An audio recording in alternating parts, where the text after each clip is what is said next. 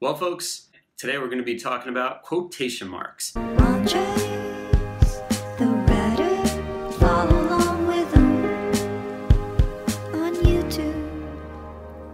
Alright, so you have a character or a real person.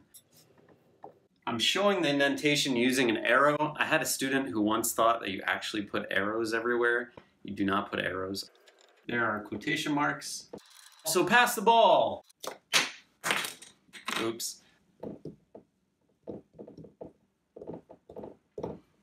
Okay, so notice a few things. I opened up my quotation marks here.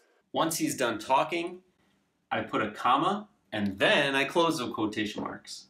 Here, shouted Giuliano. This is called our tag. And it's telling the reader who's talking. I didn't start a new paragraph because it's still Giuliano talking. I could continue here. I can continue without closing, but now he's done talking.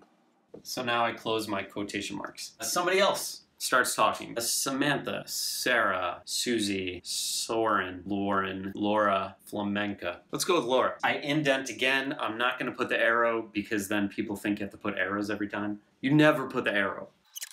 I indent, I open quotation marks, I put a comma, close the quotation marks. Now, in this case, Laura's going to continue to talk. I'll put a comma. Now she's done talking, so I put a period and I close my quotation marks. Let's say Laura continues to talk, but it's totally unrelated. So it's a new paragraph.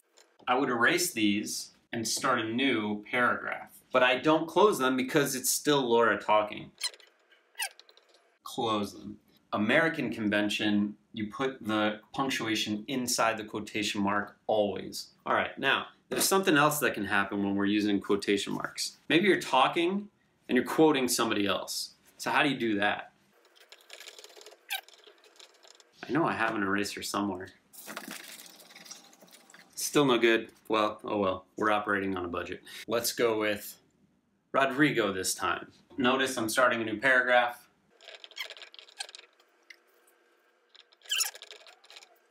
Comma, quotation mark.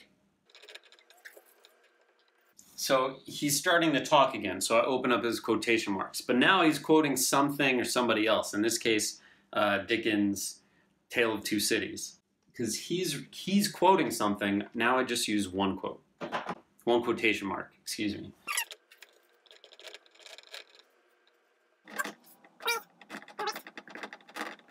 Okay, now let's say Rodrigo stops reading, so I'm gonna go ahead and close my single quotation mark. He stops reading, but he's still talking.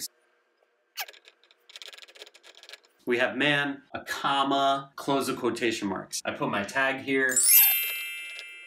Now, he's done talking, so I put a period, I close my quotation marks, and that's it. Again, the punctuation comes inside the quotation mark. Those will be the bulk of the scenarios you run into when you are trying to use quotation marks. But if you found this helpful, please go ahead, like and subscribe, and post any questions you have below, and I'll try to make a few more videos on the grammar, the syntax, the semantics of the English language. And I'll see you all soon. Thanks and bye.